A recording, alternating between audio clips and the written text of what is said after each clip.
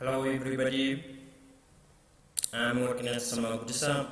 I'm presenting on behalf of my research team. So I'm going to present power saving techniques for wearable medical devices.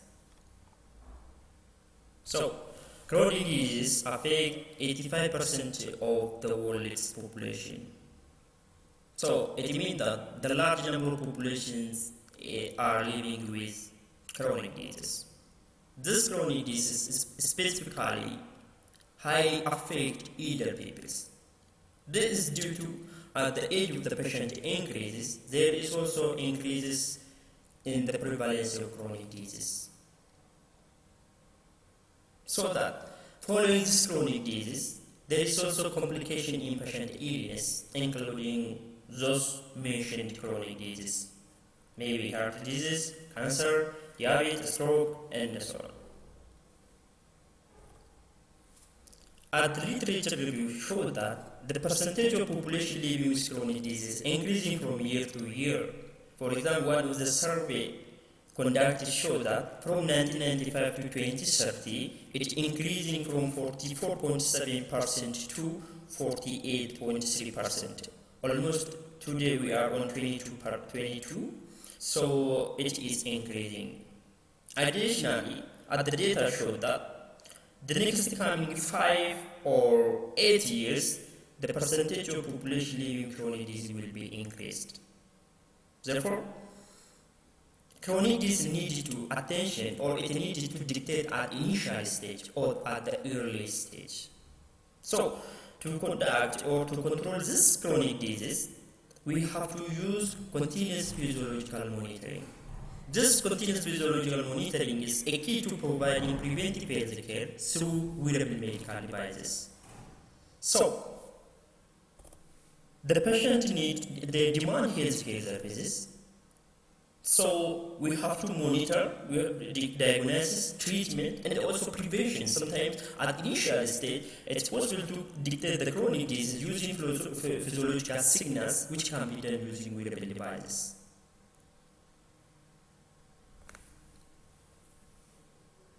So, the wearable medical device is highly accepted or highly adopted in healthcare today, as there is a lot of opportunity for wearable medical devices. For example, we have electronics from our hand, like smartphones or other electronic devices. So, those devices bring an opportunity to continuously follow the patient or to acquire physiological information from time to time. Again, wearable medical devices, unlike other medical devices, it is non-invasive characteristics. It means that it is no need to introduce a device into patient's body.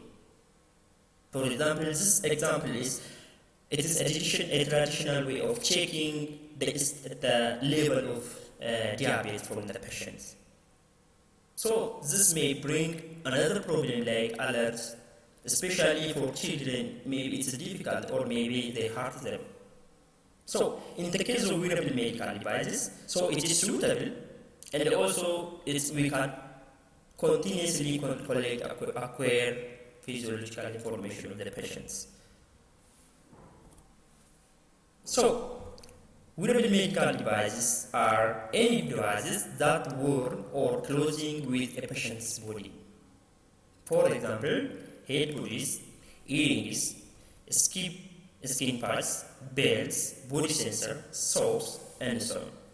So those wearable medical devices, in fact, they are smart, so that they acquire physiological information of the patient. Actually, they are not only acquire physiological information, they are also aware of the physicians about physiological condition of the patients. So they send or receive information over the network. However, there is a certain limitation or challenge with wearable medical devices, such as they are small in size. It means that they are miniature devices, they are costly, they are also power-hungry devices, and also security and privacy issue is also another limitation or current challenge with wearable medical devices.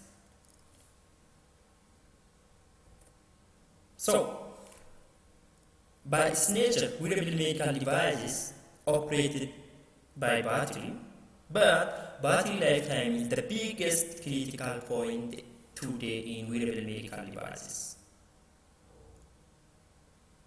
Because wearables are their battery powered devices, and also they are demanding highly powered efficiency in order to extend their battery lifetime. For example, Apple Watch, a wearable device which is used for fitness bands and which released in this April, the lifetime of this battery is 2.5 hours.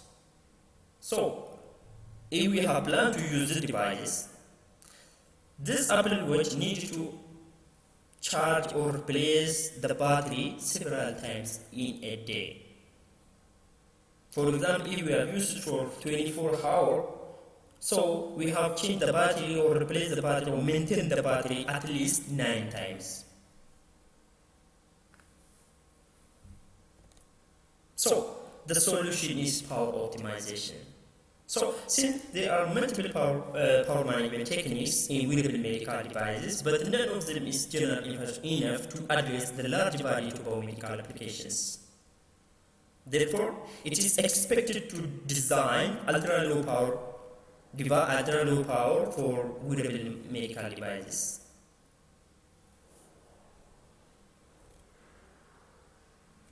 So, as we have reviewed a list of papers, those papers are selected from well-known databases such as from PubMed, from IEEE, Google Scholar, Science Direct, and Web Science. However, we have set a criteria to include and exclude a papers. So the first criteria is about wearability issue. The second one is low power criteria. So the regular literature show that the most appropriate power saving techniques which are used for power consumption, to reduce power consumption, are alphabetically balanced computational workload, clock gating, power sampling, compressed sensing, correlated double sampling, duty cycle, joint compressed sensing, knowledge adaptive based sampling, and so on. So those techniques are mostly used in literature by different scholars to reduce power consumption in wearable medical devices. So we propose a taxonomy for those low power techniques. Built on this taxonomy, there are 4 main categories. The first one is task scheduling. Under the task scheduling category, there are a list of techniques, low power techniques. There is also clock management. Under this, there are also a list of low power techniques. There is also signal compression, energy awareness. So let us see one by one. So the first one is task scheduling. So the tasks that run on the system with CPU need certain amount of processing time. So when this task run in a complete, the CPU going to be added. So during this idle time, during start to execute and complete the execution, the system going to be idle time. So during this idle time, the CPU not conducted by any task, so that it's simply consuming a power at the middle until the next task is ready for execution. Therefore, task scheduling used to assign the time for each task. Therefore, once the task is executed and stopped, so if there is no another task ready for execution, it's going to be sleep mode, so that the power consumption. For example, the data show that here is the percentage of here is the number power which in idle time, percentage of power consumed during listen time, and also during transmit low power and transfer power. Look, when the task listening, when the CPU, when the task running completed and looking for another task, it consumes large amount of power. It is listening mode after another task is ready for execution. So it is the large power which needs to be reduced. Therefore, task scheduling going to reduce this power consumption by assigning a time for each task. So once the task is rendered completed, if there is no another task ready for execution, it is going to be sleep mode so that we can save our power. The next taken in a major category is clock management. Actually, the data show that 70% of dynamic power can be spent during clock network. So, clock management used to optimize or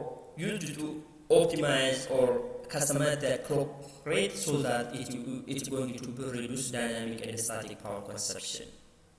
The other one is signal compression. So this one is to decrease the bandwidth of transmitting data over the network so that it reduces the complexity of time of execution, so that it will reduce the power consumption.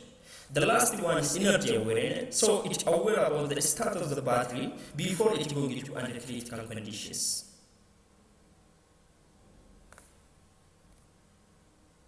So, wearable medical devices, it uses sometimes a combined techniques. Some of paper are combined 2 or more power techniques. So it's going to extend the battery lifetime. For example, for PPG, during PPG signal acquisition processing, duty cycle optimization and compressed sampling is the most popular combined power techniques. The reason is why here, duty cycle optimization is used to turn on and off of light medium, so it reduces the luminosity of the light. So that most of the people that are that conduct on PPG signals are they prefer duty cycle optimization with the other combined technique. For example, compressive sampling. Sometimes the same for ECG, power gauging and clock gauging also combined to save power. And the PPG ECG also, they are combined.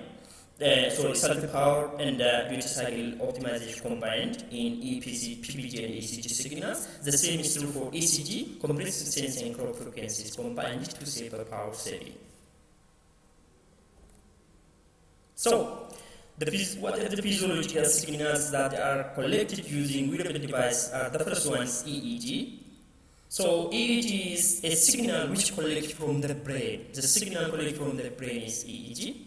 Another one is EOG, which is a signal collected from the human eye. And the ECG or PSG, a signal which collects from the chest. A signal which collects from the muscle is EMG. And also a signal collected from skin response GSR. And the final one is PPG, which is a signal collected from the finger or wrist hand. Therefore, those physiological signals, they need a power during the feature extraction or during accurate correlations. So, and also they need a power during processing signals. So, in this work, the highest power saving technique for each physiological signals are identified.